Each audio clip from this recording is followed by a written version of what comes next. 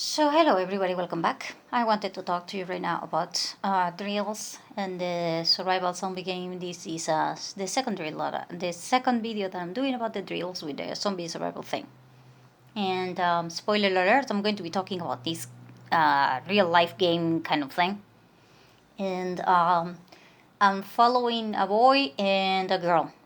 So sometimes I will be talking about the boy and sometimes I will be talking about the girl. So right now I'm going to talk to you about both because I have seen kind of this deal.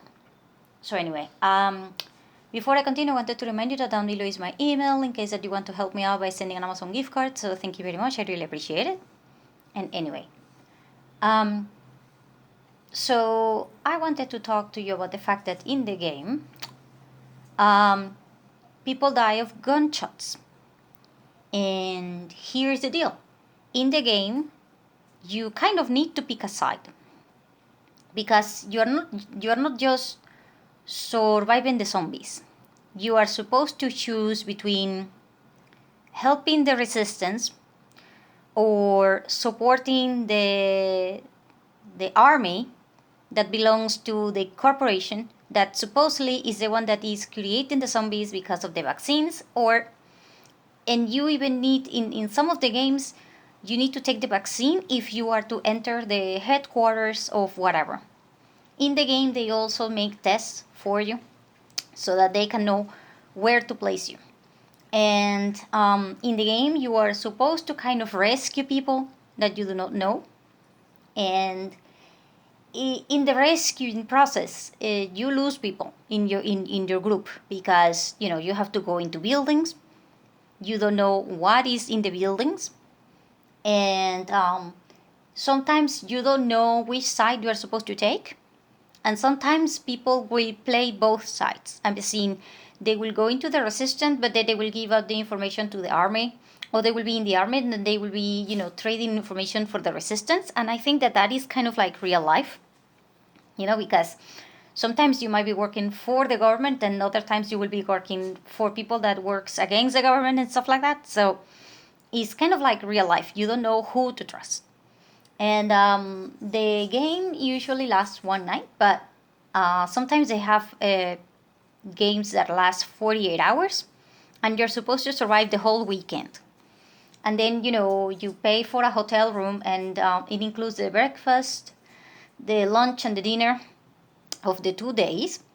However, if you are still hungry or whatever, then you still have to do all of your food by yourself and stuff like that. And also, I think that this might be kind of like a real life thing, because when you play the one that is 48 hours, it's kind of like you surviving in a shelter. So they assign you groups and leaders and stuff, and then you need to pick sides. And by the way, in the game, by the end of the game, sometimes there will be gunshots between the resistance and the army thing. And when that happens, a lot of the survivors, if they happen to be in the middle, they will die because of the crossfire. So I think that one might also be kind of real. The only thing though that I have seen in these games is that when people die, they don't have like the blood effect and stuff that will be real. But I think that so far it has been very awesome, And other thing that I think that this is kind of important is that in these games and in these movies and stuff, they don't have animals in the movies or in the game. And sometimes that can play a huge role, as in, they will determine a lot of things. And also, during these games, the weather is clear, There is no snow, there is no rain, there is no, a lot of sun and stuff like that. So this also plays a role. However, in most of the games, people are kind of freezing. Meaning, if you don't have a very good jacket and stuff like that, to survive throughout the night, then you are probably going to be very screwed, because even in the ones that she does and he does during the summer, both of them, it's just kind of like insane, because the clothing has to play a very, very, very hard part.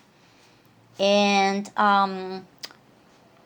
also, like I said, they are facing humans, they are facing the other party, they are facing other survivors, which by the way, if the other group actually wants to get to the helicopter, and the helicopter place is kind of limited, okay, and they can't take everyone into the helicopter, okay, because they're not going to take 1,000 survivors.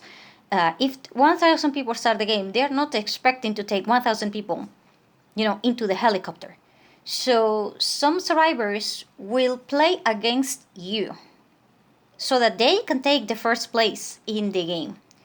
Also, because, they want to get to the helicopter before you do. And so some survivors will help you out, others will not. And like I said, some survivors will go into the resistance, find information, and then they will sell it to the army so that the army will provide protection for them and stuff like that. So they will change sides. People will change sides all the time. You don't know who to trust unless you're going into your own group. And even within your own group, you might find yourself into some sort of trouble, because sometimes certain decisions that you are supposed to be doing alone, you don't do them alone because you want to follow your group. And when you follow your group, your decision making is kind of like not the same.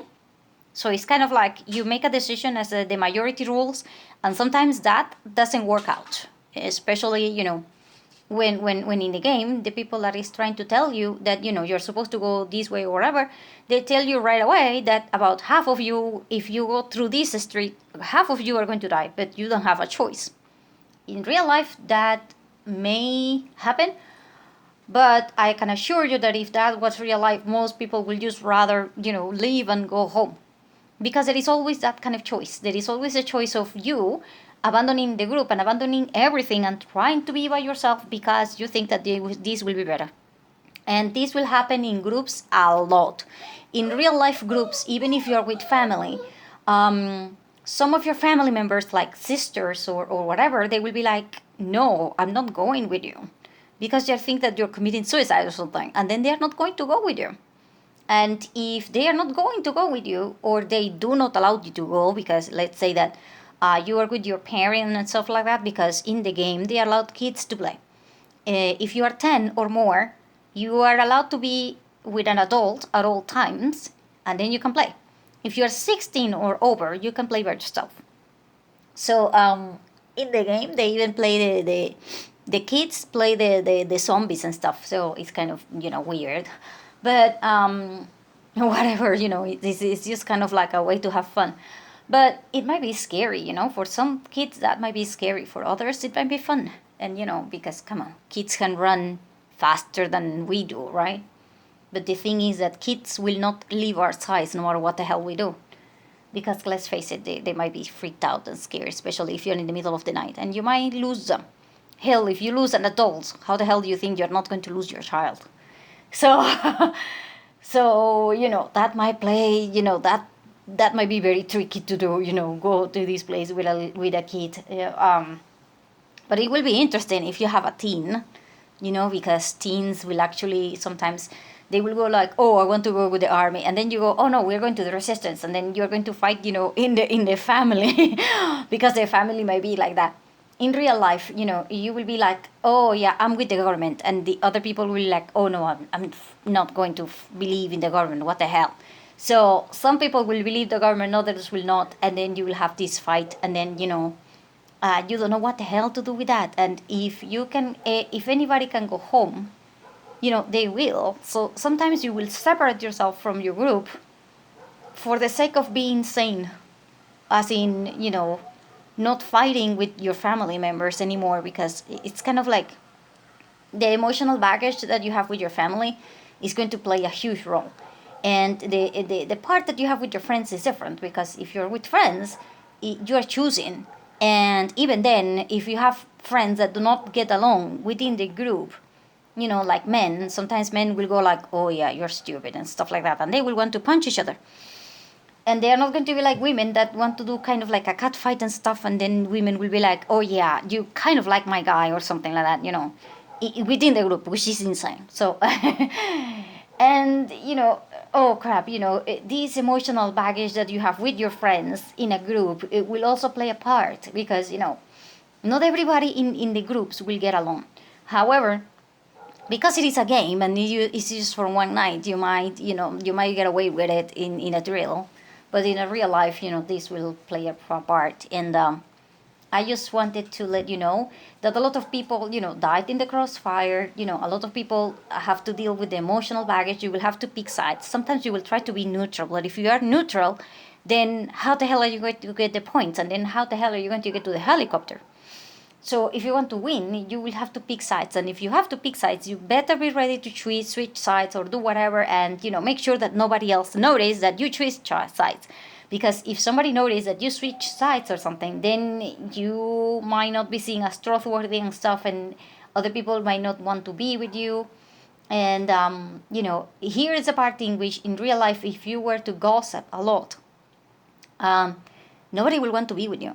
Everybody will want to hear from you, but nobody will want to be with you, which is different. I mean, if you want to know about someone, you probably want to ask someone that knows the gossips. But you making friends with somebody who is gossiper, it's just like not happening. And but there will be people that will be only gossiping. And because even in a situation of hard times in which everybody should be busy, like really freaking busy, trying to get the freaking water, the electricity, whatever, the line, doing whatever, people will still find time to gossip. Some people. And people who are gossiping, yeah, they are usually very conflictive, because they will be kind of like envious of everybody else, and it's going to be a problem.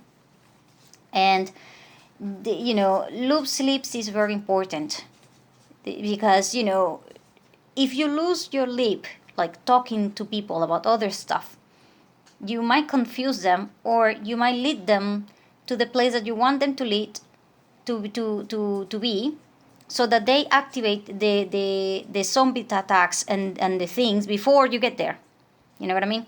So it's kind of like, oh yeah, I know that there is food in that building, so you want people to go into the building so that they can clear out or whatever, and then you go in after after everything is out or whatever, just because you wanted to get something else that nobody else thought about.